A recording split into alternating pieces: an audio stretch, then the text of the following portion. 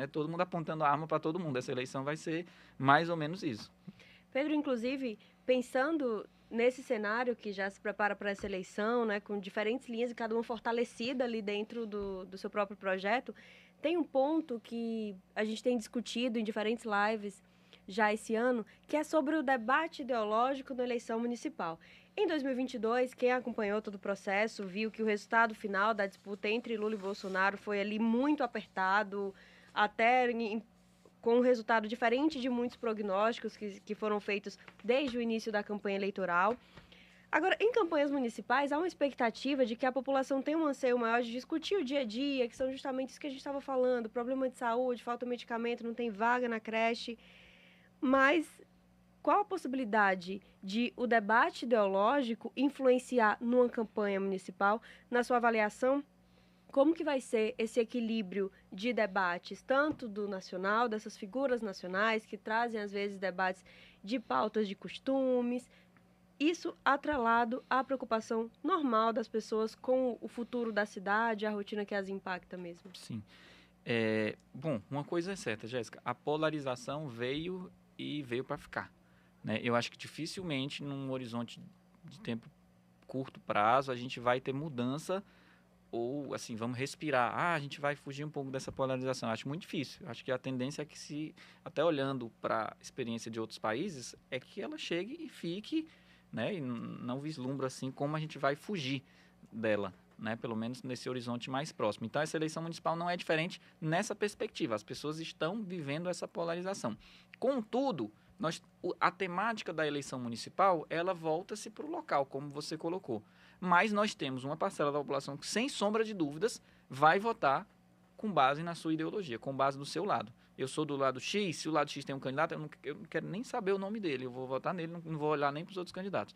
Se eu sou do lado Y, vou votar naquele candidato. Porém, a questão é saber qual é o percentual desses eleitores em cada município. Porque nós estamos falando agora de uma eleição muito específica, é municipal. Então, o contexto de cada cidade é absolutamente relevante para eu entender o quanto isso importa. Por exemplo, estamos falando do Ceará, né, que é um contexto, por exemplo, se a gente pensar no resultado nacional, nós tivemos vitória do Lula em todos os municípios e com percentual de vantagem. Exatamente. Também. Então, esse é um ponto fundamental. Vamos aqui pegar o caso do Ceará. É plausível imaginar que eu vou ter uma eleição polarizada num município onde o Lula ganhou com 80% dos votos? É absolutamente improvável que lá... mudanças assim. Exatamente. É absolutamente improvável imaginar que eu vou ter uma candidatura bolsonarista competitiva num município como esse. Assim como, sei lá, se eu for lá para Santa Catarina, num município onde o Bolsonaro ganhou com 80% dos votos, é improvável imaginar que uma candidatura petista vai ser competitiva. O mais provável que aconteça é o quê? Que nós temos duas candidaturas do mesmo campo ideológico. Ou que, pelo menos, não coloque o seu campo ideológico como algo relevante dentro da campanha. Eu tenho um candidato de esquerda, um candidato de centro, eu tenho dois candidatos que se dizem de esquerda, eu tenho dois candidatos da base do governo Eumano, da base do governo Lula. Na maioria dos municípios cearenses, muito provavelmente é isso que vai acontecer. Ou eu sou alguém de centro, que, na verdade, a realidade da maioria das prefeituras do Brasil, até teve matéria recente, são de partidos de centro. Né? Não é o partido do Bolsonaro nem o PT que concentra a maior parte das prefeituras. Tá falando de PSD, PSD, MDB, exatamente. Lá no interior, lá onde a vida acontece, esses partidos são muito fortes. Por quê? Porque são pragmáticos. Né? São pragmáticos. E outra, os políticos vão migrando. Né? As acomodações políticas, que a gente até falava antes, né? Elas exigem dos políticos isso, esse pragmatismo. Olha, esse partido aqui não tem como acomodar o meu grupo político, o meu adversário que controla esse partido. Então, peraí, eu vou para um que seja possível abrigar o meu grupo. Então, assim, na maioria dos municípios cearenses, o que vai acontecer é isso. Nós não vamos ter eleições polarizadas entre o lulismo e bolsonarismo, petismo e bolsonarismo, esquerda e direita. Na maioria dos municípios cearenses, nós vamos ter podemos ter disputas polarizadas entre o grupo A e o grupo B da cidade. Família tal e família tal.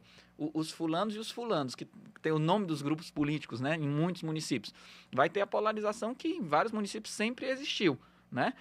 Dificilmente nós vamos ter essa polarização nacional contaminando a maioria dos municípios. Contudo, você hoje tem, e certamente em todos os municípios você tem uma parcela do eleitorado hoje que vai votar considerando o aspecto partidário, ideológico, resquício aí dessa eleição geral, dessa polarização que o Brasil está vivendo. Quanto maior o município, maior a quantitativo desse eleitorado. Né? Então, por exemplo, Fortaleza, que nós tivemos aí no segundo turno, se não me engano, foi 60-40, ou algo próximo disso, né? 60 Lula, 40 Bolsonaro.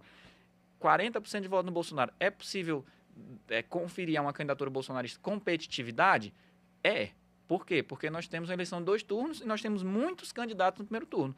Então, nesse cenário onde eu tenho muitas candidaturas, para eu ir para o segundo turno, eu não preciso de um percentual muito alto. Sei lá, 20% ali, 15%, eu já começo a ser razoavelmente competitivo. Então, a gente pode ver isso aí em Fortaleza, né? Mas os outros municípios eu acho um pouquinho mais difícil, né? Pedro,